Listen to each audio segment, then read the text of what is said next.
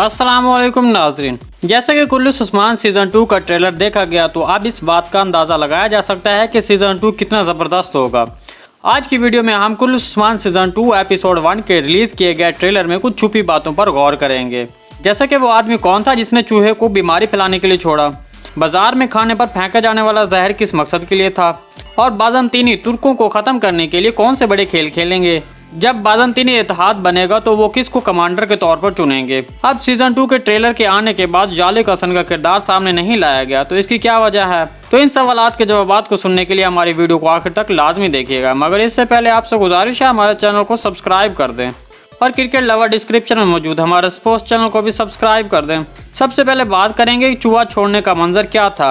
नाज़रीन, ये बाज़ंतीनियों की तरफ से चली गई चाल है। चूहे को छोड़कर ताउन की बीमारी फैलाने की कोशिश की गई है, जो बाज़ंतीनी आयनोकोला अपने किले का बदला लेने के लिए करवाता है, और दूसरा खाने की चीजों पर जहर के जरिए तुर्क लोगों को नुकसान पहुंचाने की साजिश भी आयनोकोला की जानिब से होती है। नाज़रीन, जैसा कि ट्रेलर में एक नक्शा दिखाया गया जो आयनोकोला के पास होता है, जो कि मुख्तलिफ तुर्क कबीलों पर एक ही वक्त में हमला करने की साजिश की जाती है। जैसा कि ट्रेलर में दिखाया गया कि एक कबीले में बाज़ंतीनियों की जानिब से हमला और फिर साथ ही जहर का फैलाना ऐन मुमकिन है, ये सब एक ही वक्त में होगा। जब उस्मान भी अपने इत्तेहादी बनाएगा तब आयनोकोला भी बहुत से इत्तेहादी इकट्ठे करेगा और उन सब का कमांडर आयनोकोला होगा।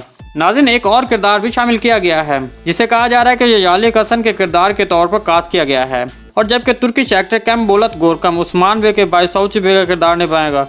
वीडियो अच्छी लगी तो इसको लाइक और चैनल को सब्सक्राइब करना मत भूलिएगा। मिलते हैं किसी नए वीडियो के साथ, तब तक के लिए अल्लाह हाफिज़।